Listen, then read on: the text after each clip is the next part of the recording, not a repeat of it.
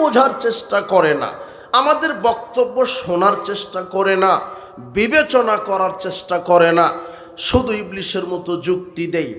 রাসূল সাল্লাল্লাহু আলাইহি সাল্লাম বলছেন, যে ব্যক্তি কোনো আমল করলো আর ওই আমলটা যদি আমার দেওয়া না হয় সে আমলটা বাতিল হবে। এদেশের মানুষ সালাত শুরু করার পূর্বেই 8টা থেকে 9টা বিদাত দিয়ে সালাত শুরু করে।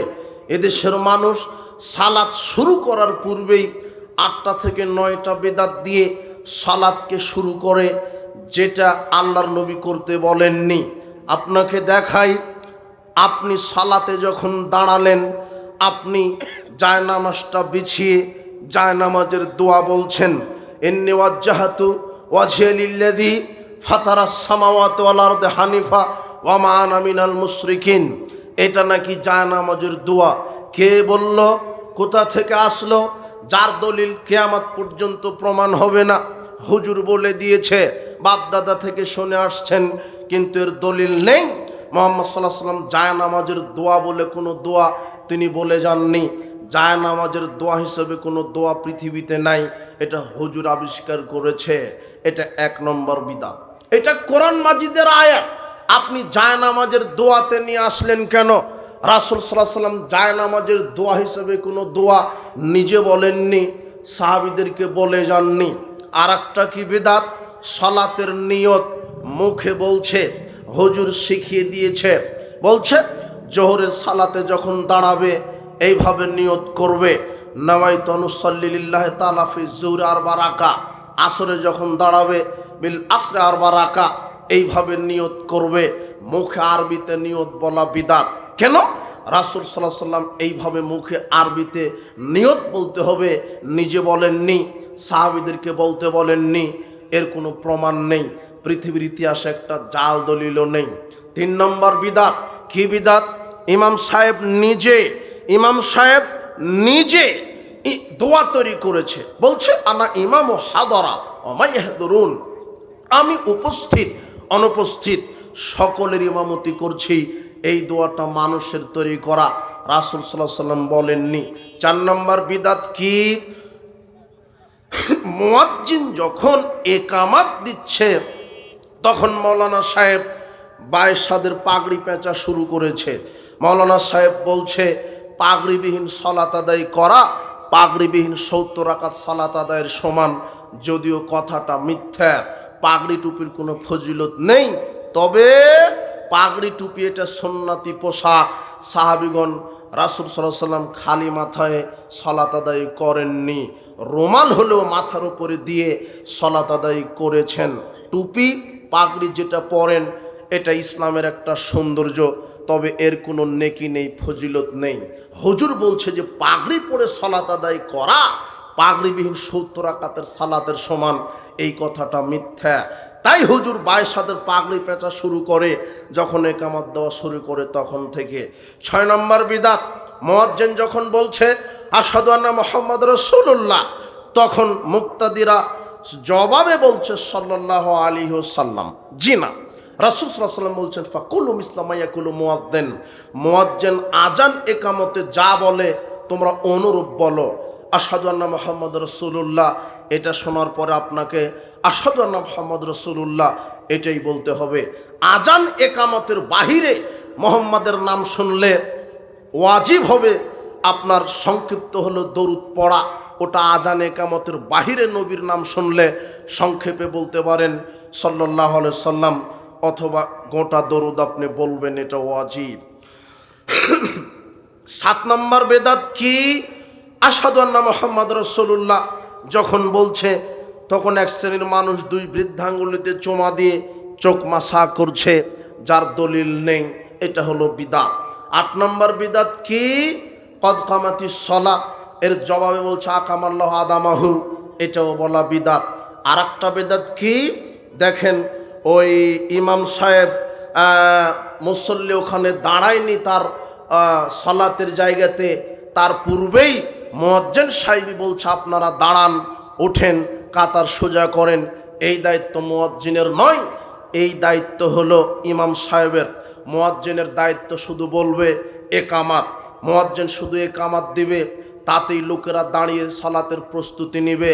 আর একামাত শেষে ইমাম সাহেব মুসল্লিদের দিকে মুখ ঘুরিয়ে বলবে, আকিমুস সুফুফাকুম, তোমরা তোমাদের কাতার সোজা করো, ওয়া তারাসসু, প্রাচীরের মতো হয়ে দাঁড়াও, হাজু বাইনাল মানাকিব, কাঁধে কাঁধ মিলিয়ে দাঁড়াও, ওয়াসুদ্দুল খলাল, পরস্পরের দুই পায়ের ফাঁকা জায়গা, মাঝের ফাঁকা জায়গাটা বন্ধ করে দাঁড়াও। ইন্নিলারা শয়তান ইয়াদখুলু মিন খলালিস সাফ কান্নাল হাজাব, আমি মুহাম্মদ সাল্লাল্লাহু আলাইহি সাল্লাম দেখছি তোমরা যে তোমাদের দুইজনার পরস্পরের দুই পায়ের মাঝের যে ফাঁকা জায়গা, ওখানে ফাঁকা রেখে যখন সালাতে তোমরা দাঁড়াও, শয়তান তখন ছাগলের বাচ্চার আকারে ফাঁকা জায়গাতে বসে থাকে।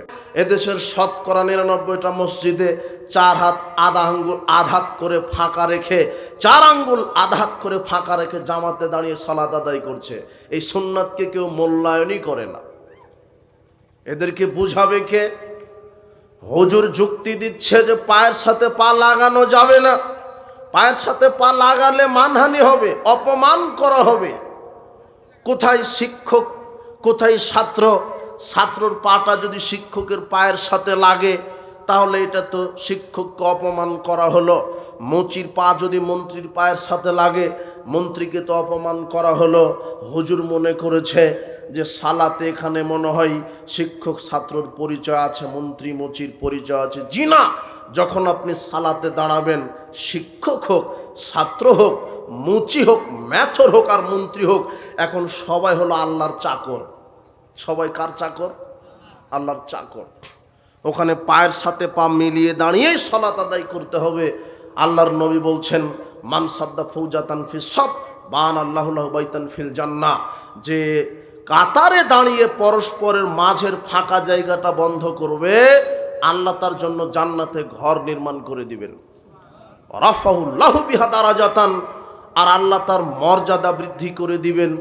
উপস্থিত বৈঠকের মুসলিম দিনী ভাই বোন, এইভাবে দেশের মানুষ সালাত শুরু করার পূর্বেই এই 8টা 9টা বেদাত দিয়ে সালাত শুরু করছে। আজানে বেদাত ঢুকে গেছে, অজুতে বেদাত ঢুকে গেছে। অজুতে বলছে, অজুর দোয়া তৈরি করেছে, বিসমিল্লাহির রহমানির রহিম, আল ইসলামু হাক্কুন অল কুফরু বাতিলুন, আল ঈমানু নূরুন অল কুফরু জুলমাতুন। এটা নাকি অজুর দোয়া। মাওলানা আশরাফ আলী থানভী রাহিমাহুল্লাহ তার পূর্ণাঙ্গ নামাজ শিক্ষার 43 পৃষ্ঠাতে এটা অজুর দোয়া হিসেবে লিখে গেছেন। তিনি কোথায় পেয়েছেন? জাতিকে বলে যাননি। কোথায় আর দলিল? রাসূল সাল্লাল্লাহু আলাইহি ওয়াসাল্লাম বলছেন, অজুর শুরুতে শুধু বিসমিল্লাহ বলতে হবে। কি বলতে হবে? বিসমিল্লাহ। বিসমিল্লাহ বলে অজু হবে। কিন্তু হুজুর অজুর দোয়াটাই শুরু করেছে অজুর শুরুতেই বেদাত। অজুর শেষে বেদাত কি? আপনার ফাজাল আমলে লেখা আছে, আপনার ওই বেহেশতি জেওরে লেখা আছে। কি লেখা আছে? যে ব্যক্তি অজু করার পরে সূরা কদর একবার পড়বে, সে সত্যবাদীদের সাথে বিচার মাঠে থাকবে। সূরা কদরকেও 2 বার পড়লে শহীদদের সাথে বিচার মাঠে থাকবে। সূরা কদরকে অজু করার পরে 3 বার পড়লে নবীদের সাথে থাকবে। হাদিসটা জাল, মানুষের বানানো। আর মুহাম্মদ সাল্লাল্লাহু আলাইহি সাল্লাম বলছেন, কেউ যদি অজু করার পরে বলে আশহাদু আল্লা ইলাহা ইল্লাল্লাহু ওয়াহদাহু লা শারীকা লাহু ওয়া আশহাদু আন্না মুহাম্মাদান আবদুহু ওয়া রাসূলুহু, ফুতিহাত লাহু আবওয়াবুল জান্নাতি আমানিয়া ইয়াদখুলু মিন আইহাসা।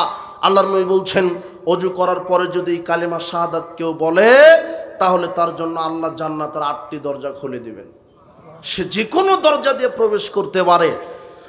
শয়তান অজুতে বেদাত ঢুকিয়েছে, আজানে বেদাত ঢুকিয়েছে। আজানের জবাব আল্লাহর নবী বলছেন, সহিহ বুখারী 614 নম্বর হাদিস, আল্লাহর নবী বলছেন, মান ক্বালা হিনা ইয়াসমাউন নিদা, যে ব্যক্তি আজান শোনার পরে আজানের দোয়া বলবে, আল্লাহুম্মা রাব্ব হাযিদ দাওয়াতিত তাম্মা ওয়াস সালাতিল কায়মা আতি মুহাম্মাদানিল ওয়াসিলাতাল ফাদিলা ওয়া বা'আথহু মাকামাম মাহমুদানিল্লাযী ওয়া'আদতা। এইটুকুন রাসূল সাল্লাল্লাহু আলাইহি ওয়াসাল্লামের শিখানো দোয়া। হাদিস বুখারী 614 নম্বর হাদিস। কিন্তু কিবা করে মানুষ আবার যোগ করেছে, বলছে অদ-দারাজাতুর রাফিয়া ওয়ারযুকনা শাফাতাহু ইয়াউমাল কিয়ামা ইন্নাকা লা তুখলিফুল মিয়াদ। সবই মানুষের বানানো কথা। বোঝা গেল না মনে হয়? টিভিতে প্রচার করা হয়, অথচ আল্লাহর নবী অতটুকুন বলেছেন। আপনাকে কি দিয়ে বুঝাই? আল্লাহর নবী বলছেন আজান শোনার পরে যেই ব্যক্তি এই দোয়াটা পাঠ করবে, হাল্লাত লাহু শাফাআতি ইয়াউমাল কিয়ামা, ওই ব্যক্তি যদি জাহান্নামী হয়ে যায়, তাকে সুপারিশ করে জান্নাতে ঢুকানো আমার জন্য জিম্মেদার ওয়াজিব হয়ে যায়। কিন্তু শয়তান ঠেকিয়ে দিয়েছে, আপনার দোয়াটাকে বাতিল করবে বলে ওখানে বিদআত ঢুকিয়ে দিয়েছে। যে আমলের যত ফজিলত বেশি, সেখানে শয়তান বেদাত ঢুকিয়ে আমলটাকে নষ্ট করে দিচ্ছে।